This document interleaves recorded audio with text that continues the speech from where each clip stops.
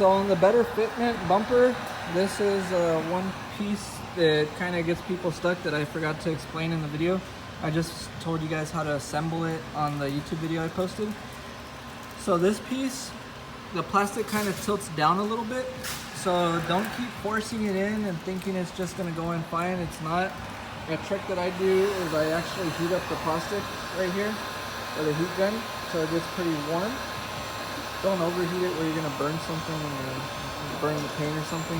I just warm it up so that the material will have some flex to it. So I heat this piece up until it gets warm. I heat this piece up a little bit. This piece doesn't need to get pulled up as much as this piece. So this is the main part right here. Before you guys try tucking it or try forcing it in or whatever, you heat this up. And then you have somebody, if somebody helps you, it's a lot easier. You have somebody kind of holding this piece outward, and while they're holding it outward, just kind of bend all 3 of these tabs upward. So I'm gonna have to put the phone down to get to that last one up there. But you just bend all these tabs up like this, and then when you go and try shoving this upward and getting it to fit in, it's gonna go in a lot easier. So I'm gonna heat it back up again to get it a little warmer, and I'm gonna pull this one out. I'm gonna have somebody hold the bumper forward a little bit more for me so I could kind of put a good amount of pressure on all of them. And then when you start putting this back in, you gotta try and line it up as best as you can and get these tabs, like I said. I already heated them up again a little bit, and I pulled all of them up like this. So that way they're tilted upward instead of downward like they were, because then they won't want to latch in place. You have one tab right here that's gonna try and lock in place underneath the headlight towards the corner. So what I do is like this, I wiggle it around.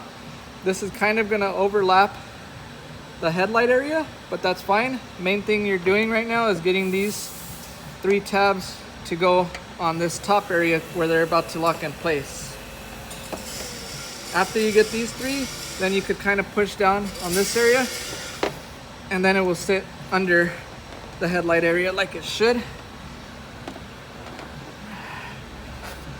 Then you just apply some pressure.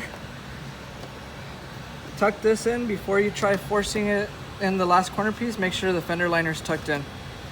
It's easier to do it before than to get this all locked in place and then have to try and tuck in that fender liner after. So I got that tab to lock in. These tabs are all locked in now. As you can see, this one's not like the cheaper one. It has that really big gap right here, and where this piece comes popping out like up to here. That looks really ugly. Doesn't line up as perfect as the OEM one, but as you can see, it's a lot better fitment as far as poking out than the other one that we sell. And same thing on this side. So it's a lot tighter fit, which people want a tighter fitment better than the other one that we sell. This piece actually has a really big gap right here, and then this corner usually pops out quite a bit. So that's just a tip when you guys are installing this, to try and get it a little bit better. If you guys have any other tricks that maybe might line this up a little bit better than that, let me know, message me in a comment, but that's how I do it. Hopefully this video helps you guys out when you're trying to install the better fitment Type R style front bumper cover.